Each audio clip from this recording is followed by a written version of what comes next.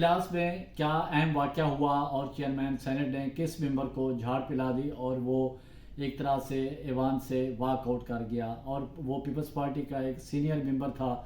اور اس نے ایک چیز کی نشاندہی کی جو کہ چیئرمین سینٹ کو ناگوار گزری، جس کی وجہ سے چیئرمین سینٹ نے ان سے کہا کہ میں جانتا ہوں کہ رولز اینڈ پروسیجر کیا ہیں، آپ مجھے نہ بتائیں اور یہ جو سلسلہ جاری ہے اس کو جاری رہنے دیا جائے۔ تو آج کا اہم ٹاپک ہے کہ سینٹ میں ایسا کیا صورتحال پیدا ہوئی جس میں ایک ممبر کے ساتھ چیئرمین سینٹ کو یہ کرنا پڑا، اور پاکستان تحریک انصاف نے کیا رویہ تھا سینٹ میں۔ تو یہ دونوں اہم ٹاپک ہیں، یہ آپ کی نظر کرنا چاہتے ہیں۔ تو سب سے پہلے بات کرتے ہیں کہ جب قرارداد پیش ہوئی اسماعیل ہانیہ اور اسرائیل کے خلاف،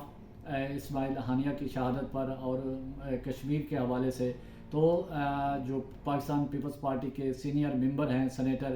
فاروق کچنیک، وہ کھڑے ہو گئے۔ انہوں نے کہا ہے کہ جب قرارداد پاس ہو گئی تو پھر اس پر مزید بات کرانا جو ہے وہ رولز کے خلاف ہے، قواعد و ضوابط کے خلاف ہے۔ تو چیئرمین سینٹ نے کہا کہ اس سے پہلے شیری رحمان صاحبہ بھی بول چکی ہیں، تو انہوں نے کہا کہ اس میں کیا ضروری ہے کہ جو پہلے غلطی کی اور اس کو پھر دوبارہ دوسری غلطیوں پہ غلطیاں کرتے جائیں۔ تو جس پر چیئرمین سینٹ نے کہا کہ میں رولز اینڈ پروسیجر اچھی طرح جانتا ہوں، آپ بیٹھ جائیں۔ تو تھوڑی دیر بیٹھنے کے بعد پھر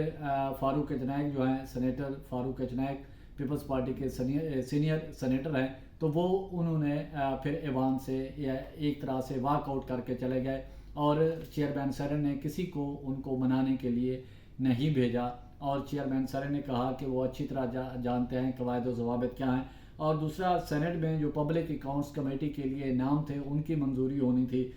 جس میں سینیٹر شبلی فراز ہیں، اپوزیشن لیڈر ہیں، سینیٹر شیری رحمان ہیں، سینیٹر سلیم مانڈوی والا ہیں، سینیٹر ڈاکٹر عفران اللہ خان ہیں، سینیٹر محسن عزیز ہیں،